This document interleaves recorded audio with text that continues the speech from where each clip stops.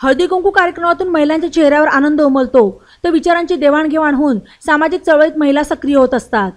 हळदी कुंकू फक्त कार्यक्रम नसून एकमेकांना जोडणारा समारंभ असल्याचे माया कोल्हे यांनी स्पष्ट केले।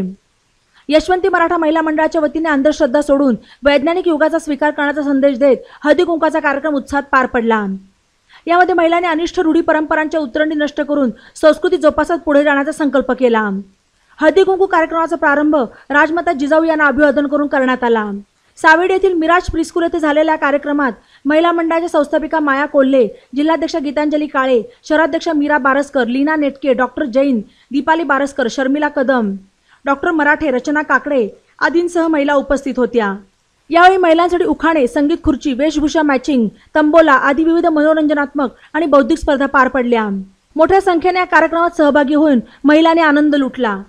ई नवा मराठा यूट्यूब चॅनलला सबस्क्राईब करा आणि बेल आयकॉनवर प्रेस करा।